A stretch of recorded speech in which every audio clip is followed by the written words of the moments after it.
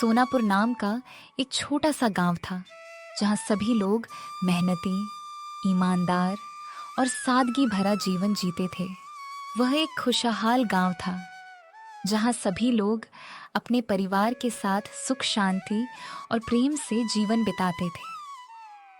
उसी गांव में एक छोटा सा घर था जहां चुटकी नाम की एक भोली भाली लड़की अपनी सौतेली माँ और उसकी बेटी के साथ रहती थी। चुटकी, अरे वो चुटकी कहाँ मर गई? जल्दी आ।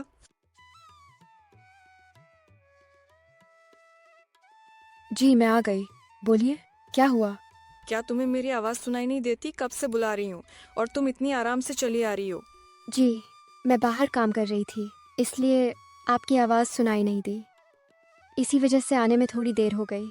हाँ हाँ, बहाने मत बनाओ। मैं और ऋतु बाजार जा रहे हैं। जब तक हम वापस आए तब तक रसोई में रखे सारे बर्तन अच्छी तरह साफ कर देना।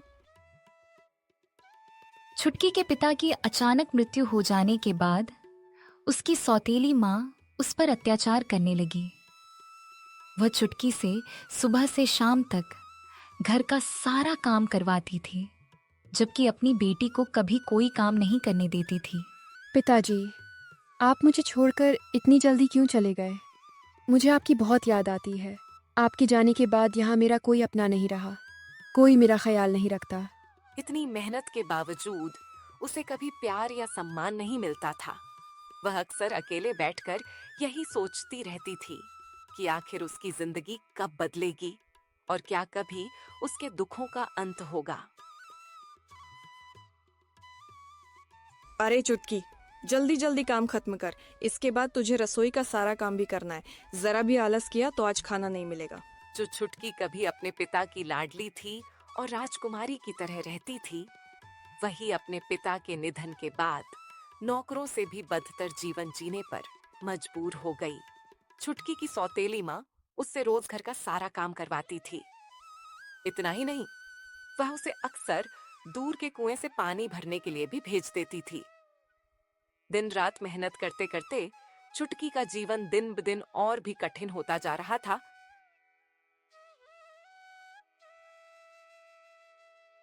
दीदी, मेरे सारे पुराने कपड़े फट गए हैं। अब मेरे पास पहनने के लिए एक भी अच्छा कपड़ा नहीं बचा। क्या आप कृपया मुझे अपने कपड़ों में से एक जोड़ी कपड़े दे सकती हैं? क्या कहा? कपड़े? पहले अपनी शक्ल तो देखो। ये मेरे कपड़े हैं, मैं इन्हें किसी को नहीं देती। अगर तुम्हें नए कपड़े चाहिए तो खुद कमा कर खरीदो, समझी?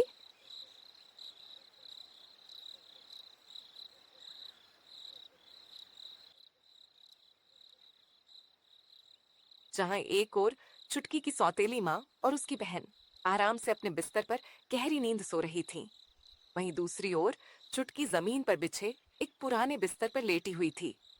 वह हर रात अपने पिता को याद करके रोती रहती थी। उनके जाने के बाद उसका जीवन पूरी तरह बदल गया था।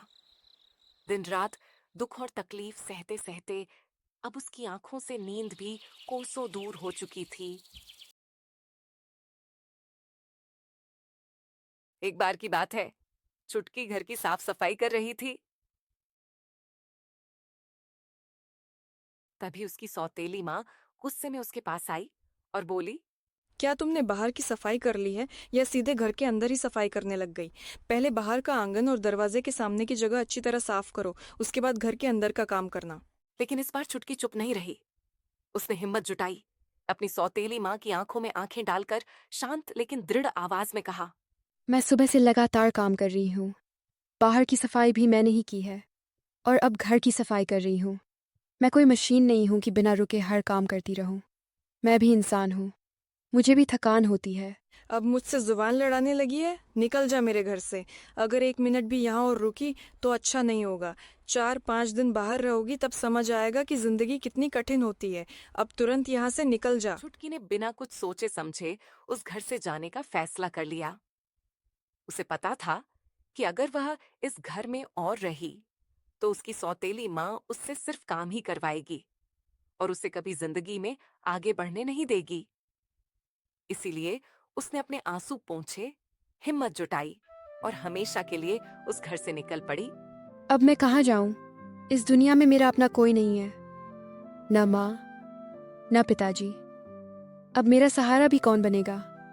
हे भगवान, अब आप ही मुझे सही रास्ता दिखाइए। सेठ जी, क्या आप मुझे अपनी दुकान पर काम दे सकते हैं? मैं पूरी मेहनत और ईमानदारी से काम करूंगी। मुझे बस रहने की जगह और 2 वक्त का खाना मिल जाए, वही मेरे लिए बहुत है।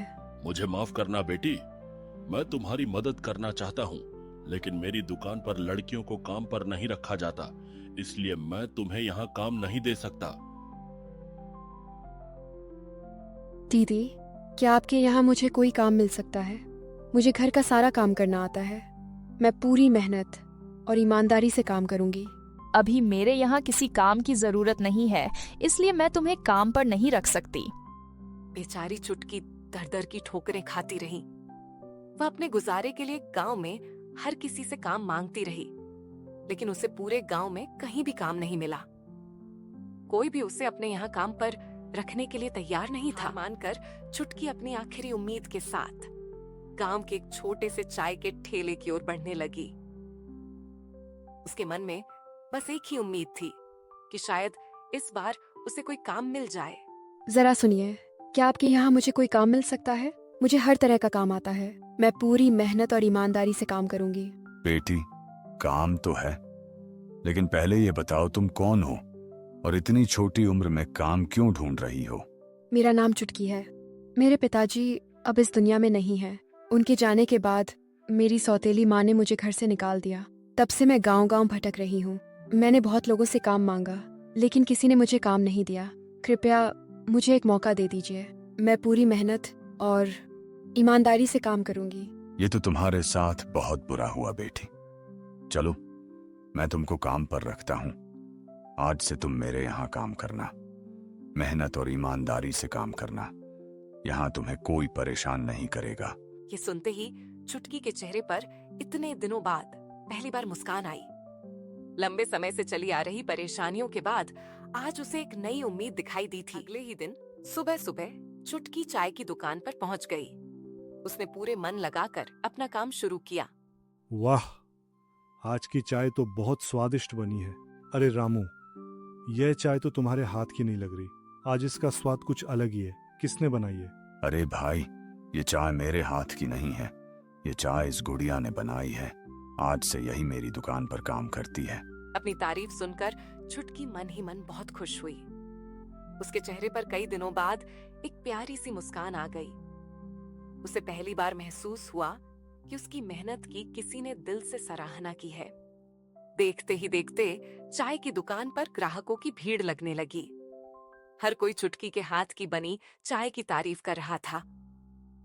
ये सब देखकर रामू काका भी हैरान रह गए। उन्हें विश्वास नहीं हो रहा था कि एक ही दिन में उनकी दुकान पर इतनी भीड़ उमड़ पड़ेगी। बेटी चुटकी, आज तो कमाल हो गया। आज पहली बार मेरी इस छोटी सी चाय की टपरी पर इतने सारे ग्राहक आए हैं। सच कहूं, तुम्हारे हाथों में तो जैसे जादू है। तुम्हारी मेहनत और तुम्हारे हाथ की बनी चाय ने मेरी दुकान की किस्मत ही बदल दी। रामू काका, इसमें कोई जादू नहीं है। ये तो आपकी दुआ और भगवान की कृपा है। मैंने तो बस पूरी लगन और ईमानदारी से चाय बनाई है। अगर मेहनत सच्चे दिल से की जाए तो उसका फल एक ना एक दिन जरूर मिलता है। ठीक कहा बेटी, तुमने मेहनत और ईमानदारी का फल एक ना एक दिन जरूर मिलता है। मुझे पूरा विश्वास है कि एक दिन तुम अपनी जिंदगी में बहुत आगे बढ़ोगी। भगवान हमेशा ऐसे नेक दिल लोगों का साथ देता है। देखते ही देखते चुटकी के हाथ की बनी चाय के चर्चे पूरे गांव में फैल गए। हर कोई उसकी चाय के स्वाद की तारीफ करने लगा। अरे भाई, क्या तुमने उस लड़की के हाथ की बनी चाय पी है? मैं तो ऐसी स्वादिष्ट चाय पहले कभी नहीं पी। हाँ भाई, क्या लाजवाब चाय बनाती है। एक बार जो पी ले उसका मन बार बार यहीं आने को करता है। सच में उसके हाथ की चाय का स्वाद ही कुछ अलग है। दूर दूर से लोग सिर्फ चुटकी के हाथ की चाय पीने के लिए रामू काका की टपरी पर आने लगे। देखते ही देखते वह छोटी सी चाय की दुकान पूरे गांव की सबसे मशहूर टपरी बन गई। देखते ही देखते कई साल बीत गए। चुटकी की मेहनत और उसके हाथ की चाय के अनोखे स्वाद की चर्चा दूर दूर तक फैल गई। आखिरकार अपनी मेहनत और लगन के दम पर चुटकी ने उस छोटी सी टपरी को एक बड़े और शानदार चाय के रेस्टोरेंट में बदल दिया। अब दूर दराज के लोग भी सिर्फ उसके हाथ की मशहूर चाय पीने के लिए वहां आने लगे थे। बेटी चुटकी, आज तुम्हारी वजह से मेरी छोटी सी चाय की टपरी एक बड़े और शानदार रेस्टोरेंट में बदल गई है। यह सब तुम्हारी मेहनत, ईमानदारी और लगन का ही परिणाम है। अगर तुम उस दिन मेरी जिंदगी में नहीं आती तो शायद मैं कभी यह दिन नहीं देख पाता। मुझे तुम पर बहुत गर्व है बेटी।